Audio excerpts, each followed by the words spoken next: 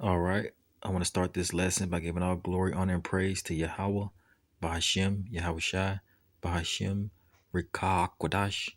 Double honors to the elders and the apostles and teachers and wise men of great millstone that I learned this truth from through the spirit and power of Yahweh, Bahashem, Yahweh Shai.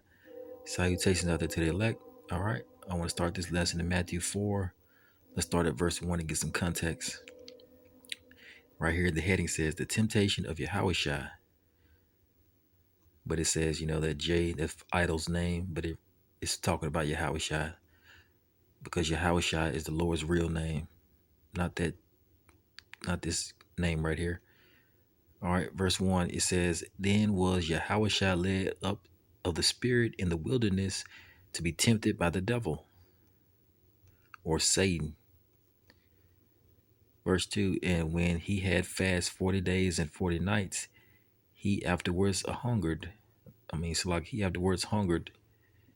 Verse 3, it says, And when the tempter, Satan, came to him and said, If thou be the Son of God, command that these stones be made bread. Verse 4, But he answered and said, It is written, Man shall not live by bread alone, but by every word that proceeded out of the mouth of the Most High. So Yahweh Shai was tempted by Satan, but Yahweh Shai knew how to combat the tempter, you see, because he was and is the Son of God. So he knew how to handle Satan. He knew about Satan's deception or Satan's temptation beforehand. All right. It says,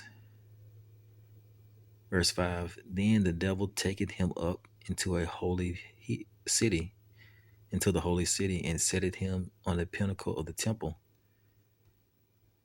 Salakia. Verse 6, Salakia. It says, And said unto Yahushua or him, If thou be the Son of God, cast thyself down, for it is written, He shall give his angels charge concerning thee, and in their hands they shall bear thee up, lest thou at any time thy dash thy foot against a stone. So Satan was trying to get Yahushua to jump off a very high part of the temple. You see, he set them up on a pinnacle of the temple. Satan tried to get him to jump off the pinnacle to tempt the Lord, you see. And what did Yahushua tell Satan? It says, Yahushua said unto him, It is written, Thou shalt not tempt the Lord thy God, you see. And that's what a lot of people do, especially in Babylon and also throughout the world. A lot of people, they tempt the Lord. Let's see if I can get a precept to that. Let's see.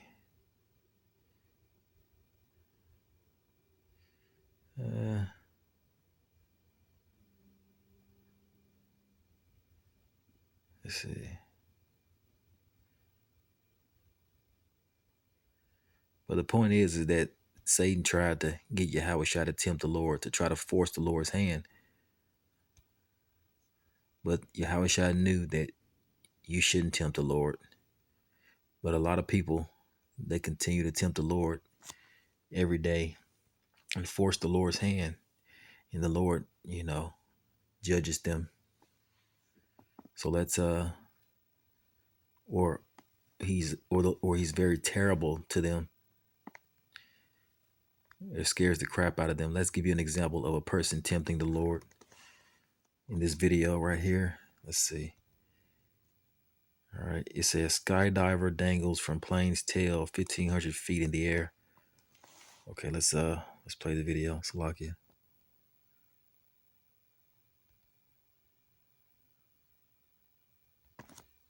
If you're a thrill seeker thinking about going on your first skydive, you may want to forget you ever saw this clip. I apologize in advance. This is the moment a skydiver's parachute, and what we want to assume is a freak accident, prematurely deploys, dragging the skydiver onto the tail of the plane. The parachute there getting entangled, leaving him dangling some 15,000 feet in the air. He's already injured at this point. If you look close, you can see his legs actually hit the tail when it gets yanked back. Clearly, the plane can't land like that, so the diver actually has to saw through the cords connecting him to his parachute one by one so he can eventually begin his descent. Thankfully, it was the reserve chute that became trapped, so he was able to deploy his main parachute. He ended up landing safely, though clearly a little beat up and maybe scared. We got to talk about this with Dan Brodsky. Chenfield is a world champion skydiver who's completed more than 32,000 jumps. Thanks so much for being with us, Dan. I wonder how many times you've seen a reserve parachute get tangled like this on a plane. I personally have never seen it. I've been skydiving for 45 years, but I do know of a few different instances where that has happened with either a main or reserve parachute. So what exactly happened here? What's your understanding of how this thing deployed? It got caught on a handle, right? That's what it sounds like. I don't have much more information than you do at the moment. But every skydiver, when they get in the airplane, prior to getting in the airplane, does a complete gear check, make sure their handles are secure, make sure the container is properly closed. And they also check this again before getting out of the airplane, just to make sure while you were moving inside the airplane that you didn't knock a handle loose or anything else. So as we climb out, everything should be secure without any problems.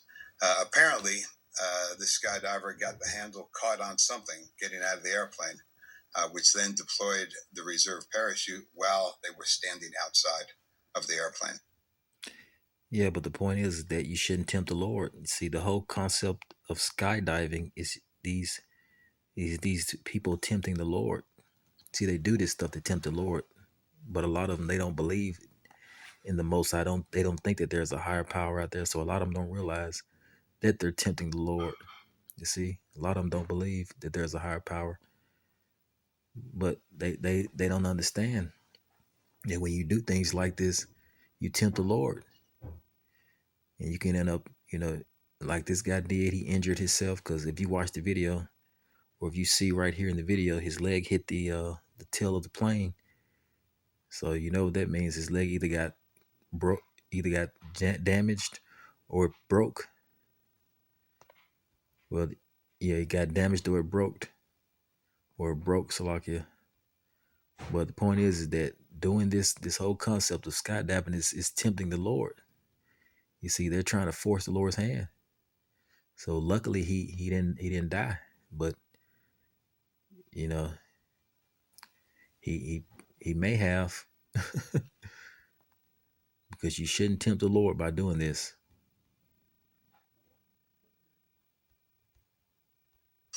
And then it went over the tail.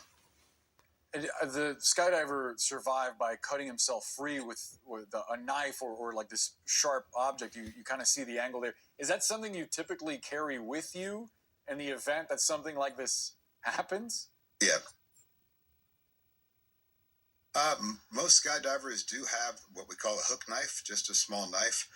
Generally, it is more used for if you have a problem with your own parachute, or if you are entangled with another skydiver when you need to cut the lines to get away. Again, they're hardly ever used. It's very rare that you have this incident or this type of situation at all. But most. Yeah, but what if his parachute got jammed? You see, consider the possibilities of you fools trying to tempt the Lord by skydiving. Anything could have happened. You see what happened to him? How he got stuck. You see this incident that happened. What if he didn't get, what if his parachute didn't get caught? What if he just fell out? What if his parachute got jammed? What if it wouldn't deploy? You see?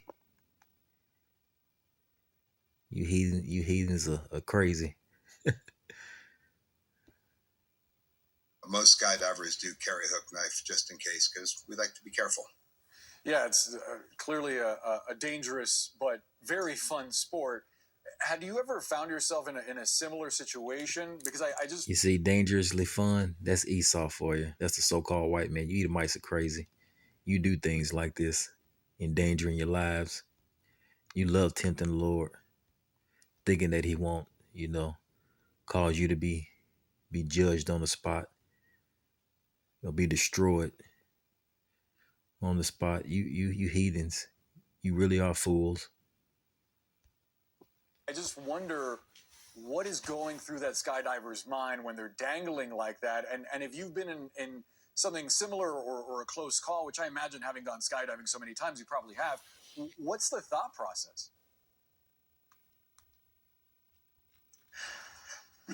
You know, every skydiver, again, is prepared and takes the proper precautions for pretty much any situation. But something That's a lie. Every skydiver is not prepared because you have plenty of skydivers throughout history that have died. So that's a lie. like this, you really are caught by surprise. You're standing outside the airplane, you're getting ready to exit and enjoy the sport with your friends, and suddenly you get pulled off the airplane and you're hanging underneath the tail. Uh, you're really a skydiver generally in these situations. You just look at what it is and what you can do about it, how you're going to fix it. If it was the main parachute, you would just cut the main parachute away and release yourself from it. Because it was the reserve parachute, it was a little bit more complicated because you can't cut away the reserve parachute. The reserve parachute's there to stay. So then you have to, your only option at that point is to use your hook knife and cut the lines off until you can release from there. Many of the skydiving airplanes, too, depending on the type of airplane it is, the tail is in a different location. Some tails on certain airplanes are lower, some are higher. The higher they are, the less likely it is that you would ever get caught in a situation like this. Should anybody watching this footage maybe be dissuaded from going skydiving? Should it give anyone pause? Yes. Uh, no, I don't think so. If skydiving is something that you've looked at and that you think is just amazing to watch, and you have the same dream of human flight that the rest of us do, then I would look further into it and pursue it. It's an absolutely amazing sport. As you mentioned, I've got over 32,000 jumps. I've been doing it for 45 years and have yet to hurt myself. Yeah, probably a good idea if you're considering it to look for professionals like Dan to help you live that dream. Dan Brodsky-Chenfield, thanks so much for the time. All right. I'll end the lesson here. And as you can see, these The heathens, skydiver got the handle caught on something getting out of the airplane, which these heathens, they love tempting the Lord. But you so-called blacks, Hispanics, and Native Americans, you Israelites, don't tempt the Lord by doing foolish things like this. Because the human body, it wasn't made to to fly. This is a mortal body. And by jumping off, jumping from this height, jumping from thousands of feet, anything can go wrong. Don't put your trust in these parachutes like they can save you, but put your trust in the Lord and do not do foolish things like this. Skydiving. Don't be a fool like these heathens, especially the so-called white man, the sons of the wicked. They enjoy doing stuff like this. They enjoy tempting the Lord, but you Israelites out there, you so-called blacks, Hispanics, and Native Americans and Indians, you don't do this stuff. All right, I'll end the lesson. All praises to Yahweh, Ba'ashem, Yahushua, Ba'ashem, Rekak Kadash, Shalom.